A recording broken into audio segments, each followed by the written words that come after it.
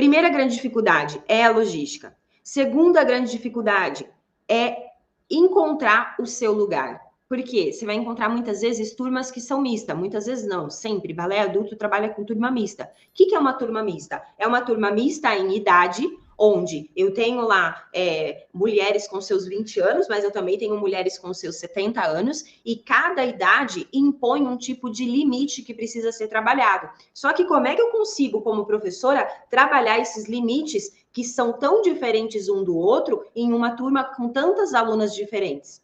Fica difícil. Então, cabe a cada bailarina trabalhar os seus limites fora da sala de aula. Isso é ser uma bailarina adulta de verdade, protagonista da sua dança.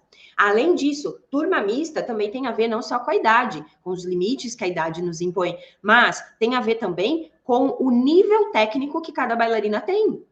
Você já parou para pensar numa aula presencial, quantas bailarinas ali com tantas experiências diferentes, bailarinas adultas tem ali? Se eu pego uma turma de adolescente, é muito provável que a maioria delas se formou dentro da escola, passou anos ali dentro, foi crescendo ali dentro, tendo contato uma com a outra, e todo mundo foi evoluindo junto, no mesmo, mais ou menos na mesma velocidade. Mas uma turma de adulto não é assim.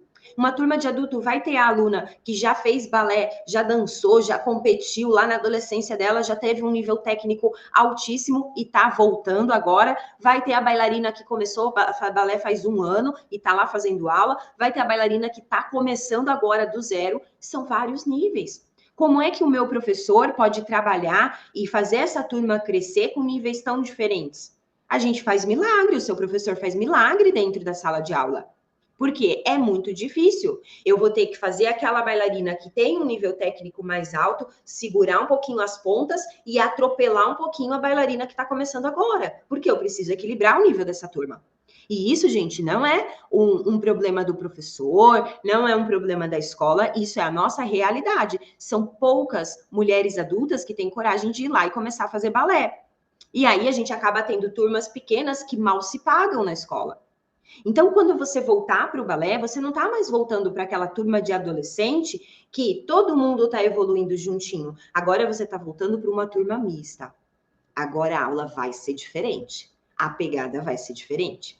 E esse é um grande ponto que muitas bailarinas desistem nesse retorno. Olha e fala assim, nossa, mas não era assim, balé não era assim. E não entende que o cenário mudou. O cenário mudou.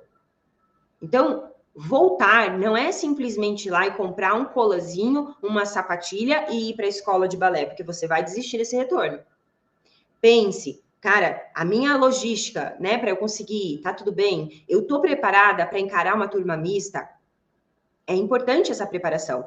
E, claro, né, a questão da gente se comparar. Gente, quando eu parei de dançar, parei de fazer balé várias vezes na minha jornada ali, principalmente, né, na jornada de adolescente ali, até os meus 17 anos, eu parei várias vezes, sabe? Eu comecei balé com 11 anos de idade, comecei a fazer balé, tinha outras danças meio que misturado e tal. E dos 11 até meus 17 anos, nossa, minha dança era uma tristeza. De verdade. Tristeza, tristeza, tristeza. Quem participar da nova era da bailarina adulta de verdade vai ver a tristeza que era, porque eu vou mostrar lá no evento para vocês. E aí, com 17 anos ali, a minha dança começou a mudar. Por quê? Eu comecei a ter aula com o professor bem exigente, que eu tinha medo dele, e eu comecei a prestar muito mais atenção para eu não errar os movimentos. Eu vou contar toda essa história lá na nova era para vocês. Mas aí, a minha dança começou a mudar. E eu comecei a evoluir, comecei a fazer faculdade de fisioterapia, entender mais sobre o corpo, e comecei a evoluir.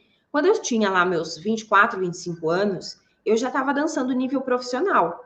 Sim, eu já dançava balé de repertório, já ganhei 8 vezes como melhor bailarina, fui dançar em Cuba, dançava grampa dedê, dançava de tudo que você imaginar, e dançava bem, vocês vão ver lá na nova era.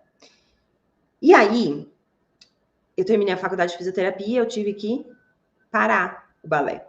Sim, não foi pausa. Parei, fui fazer pós-graduação, fui trabalhar em hospital, né? Me formei em fisioterapia respiratória, fui trabalhar em hospital e tudo mais. Fiquei 6 anos longe do balé. Ali eu parei mesmo. E aí chegou um momento que aquilo doía demais em mim, de ter parado. Eu precisava fazer alguma coisa, parecia que eu estava sempre... A minha sensação é que eu era uma pessoa incompleta sem o balé. Talvez você que esteja me ouvindo agora já tenha passado por essa sensação ou esteja passando. E aí, foi onde eu olhei e falei, não, eu preciso voltar pro balé. Beleza, né? Peguei lá meus colazinho velho, que eu tinha guardado tudo, peguei minha sapatilha, achei na época, né, não, tinha as internet da vida, mas ainda tinha, sabe o que tinha, Xuju? Lista telefônica! Ainda existia isso. Enfim, encontrei lá algumas escolas que eram perto, que eu queria conhecer, e fui conhecer as escolas. Gente, eu parei o balé no auge da minha alta performance, né? Então, eu estava lá competindo, ganhando, dançando em Joinville, dançando em Cuba e parei o balé.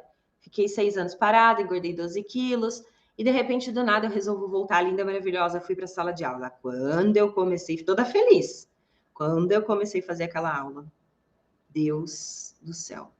A minha vontade era de sair no meio da aula chorando e largar tudo para trás. Por quê? Os movimentos não saíam, pirueta, que era um negócio super simples para mim fazer, imagina, aquilo não acontecia, mas nem... Tudo doía, né? Você tentava subir a perna, você sentia uma picanha aqui que não deixava o negócio subir.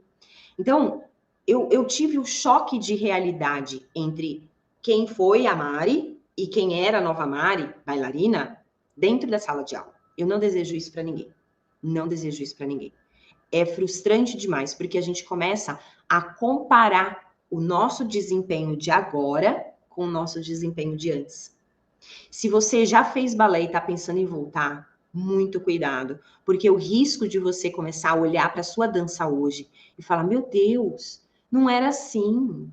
A minha perna subia, o meu giro saía, a gente parece que faz um bloqueio, nosso cérebro esquece que a gente parou, né, Tiju?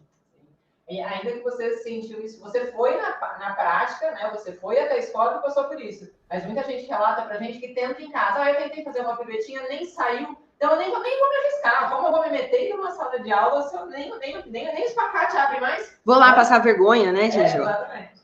Vai mesmo. Sim. Então, tem uma solução para tudo isso. Tem uma solução. Qual é o grande ponto? O grande ponto é a gente entender que o cenário mudou. A bailarina que existiu há meses ou anos atrás, essa não existe mais. E não adianta chorar por ela. Seja grata por ela. Seja muito grata por ela. Mas ela não existe mais. Existe você agora. E o que é que você vai fazer com a sua bailarina que existe hoje?